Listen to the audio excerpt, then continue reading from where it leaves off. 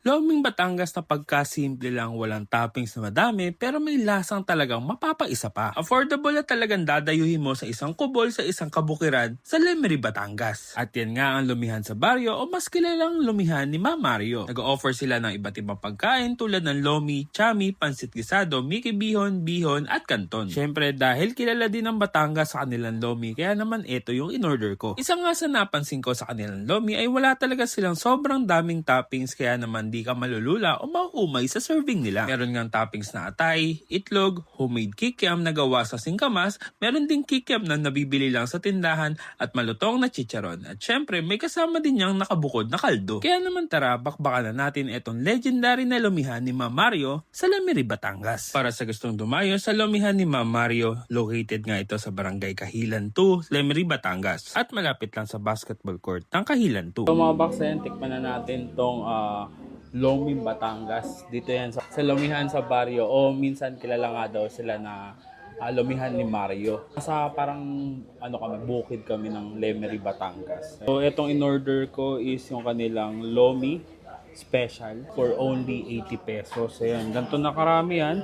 May extrang kaldo para pwede mong higupin yung sabaw. Siyempre yung mga panglagay natin. Tapos may mga toppings na yan. May kikiam, chicharon, tapos meron silang homemade kikiam na gawa daw sa singkamas. May itlog. Saktong-sakto lang siya. Tapos yung toyo nila dito mga box, homemade din daw. Sila yung gumagawa. Gawa muna tayo ng sausawan. So yan mga box, so, kita nyo naman yung texture ng kanilang sabaw dito. Parang nasa kalagitnaan siya ng sobrang lapot at malabnaw. Ayan, saktong-sakto lang siya. Hindi siya yung nagja-jelly ace na. Tignan natin nang wala muna tayo ng kahit anong nilalagay. Tignan natin yung sabaw. O yung mismong malasa na siya. Maeg yung lasa ng niya, pinakasabaw.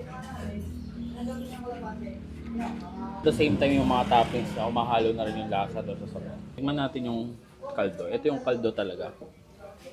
Walang kahit anong halo. Yung kaldo lang yung egg. Tsaka yung timpla nila.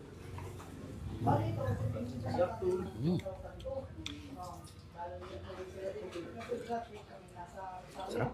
Timusan na natin to bago timusan ng iba. Kain tayo.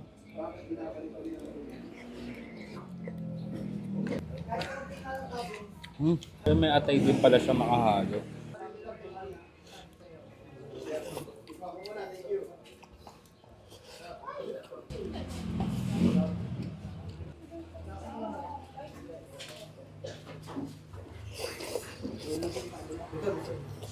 Sarap nung homemade kikiam nila. Ang galing singkamas daw yung gamit dun. Pero malasa, akala mo karne yung kinakain mo.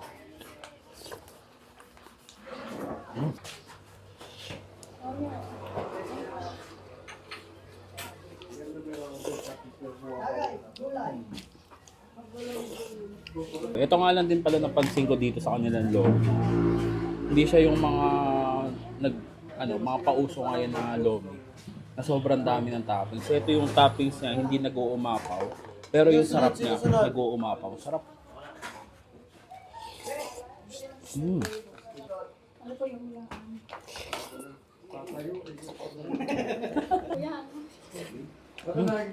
Kung gusto nyo matikman itong simple pero malasang lomi, ayan, dayuhin nyo na itong Lumihan sa Baryo o yung Lumihan ni Mario. Dito lang yan sa Lemery, Batangas. So paano? Mainit-init pa, papalamigin ko ng konti. Tubusin ko na rin. So paano?